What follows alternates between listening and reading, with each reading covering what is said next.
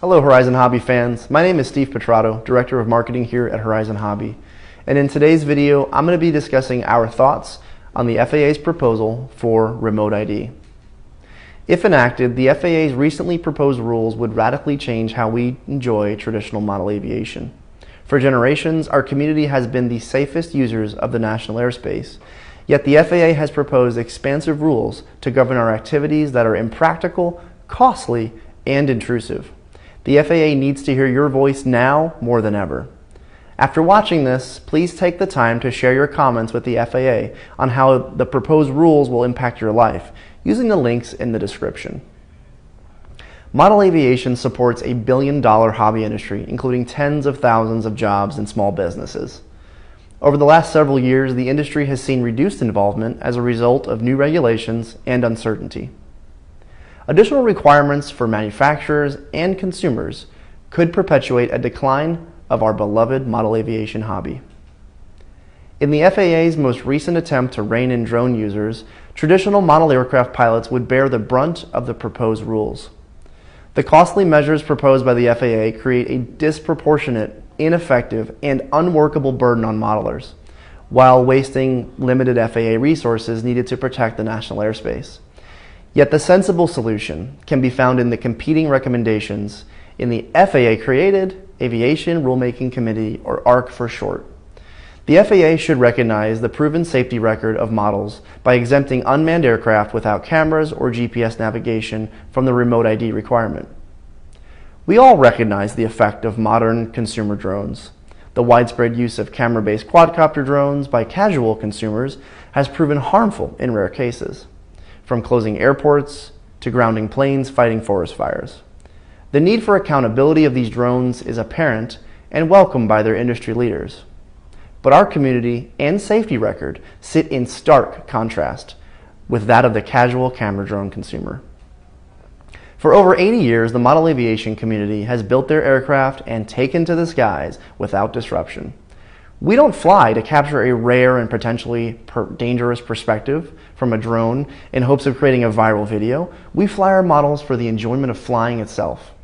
This critical distinction is the reason modelers have already safely integrated into the national airspace decades ago.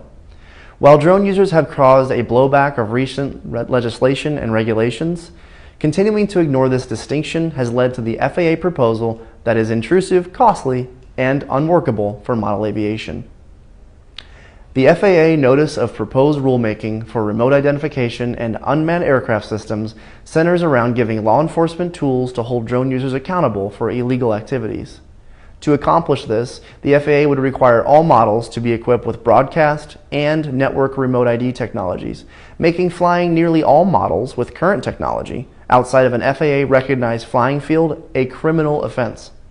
Flying anywhere else would require a subscription service from a private supplier for each model aircraft you fly, who would record every second of you and your model's movement for every flight for at least 6 months.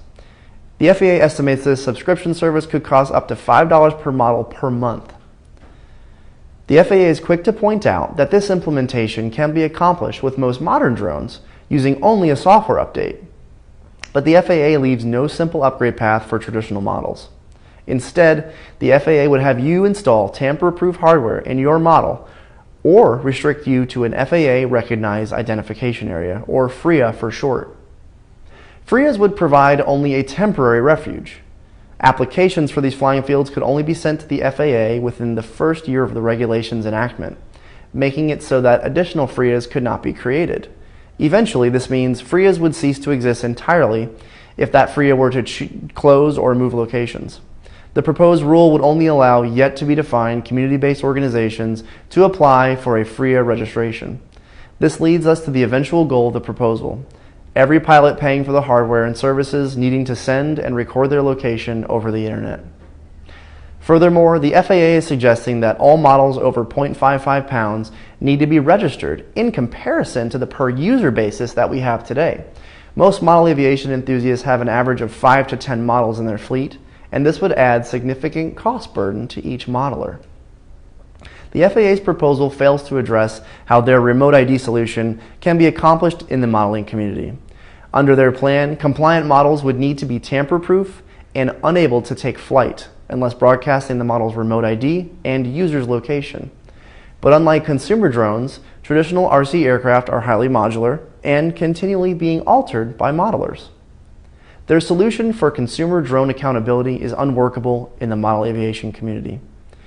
Horizon Hobby provides completion levels across the spectrum, whether it be kits, ARF, PNP, BNF, or RTF. These systems have interchangeable transmitters, servos, batteries, receivers, and flight control units. Yet the current proposal would only require manufacturers to produce compliant RTFs. The apparent eventuality is that either the FAA must give up on mandatory compliance or create even more rules to restrict model parts and accessories. This would undoubtedly increase the cost of manufacturing components and aircraft, thereby increasing the cost of enjoying our hobby. We commend the FAA's goal of creating a safer airspace, while we disagree with their attempts to push the compliance costs onto modelers.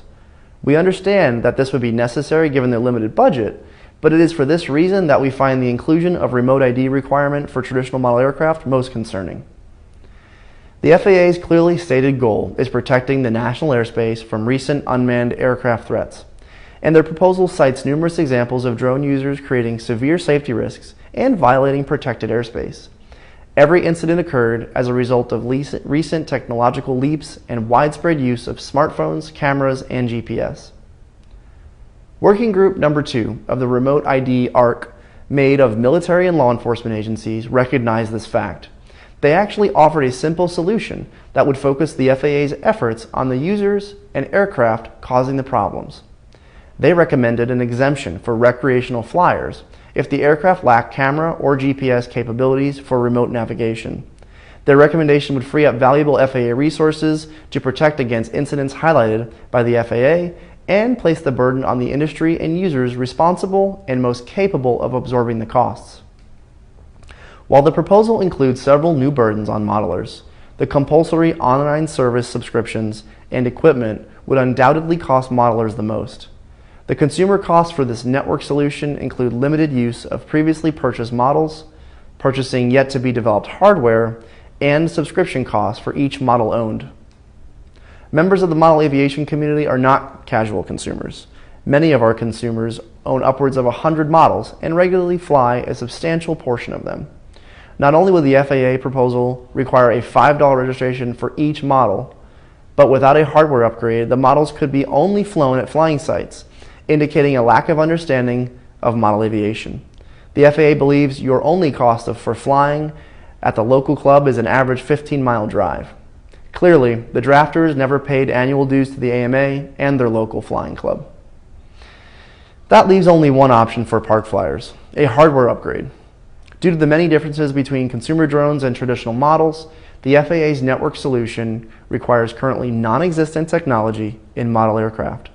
The modular systems at the core of traditional model aircraft experience creates issues ignored by the FAA. Their system-wide checks and tamper-proof requirements are virtually incompatible with current modular aircraft.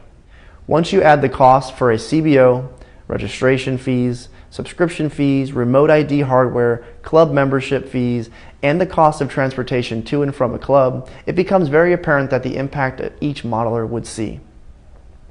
Horizon Hobby is committed to conserving traditional model aviation and working with the FAA to find safe and efficient solutions for our industry.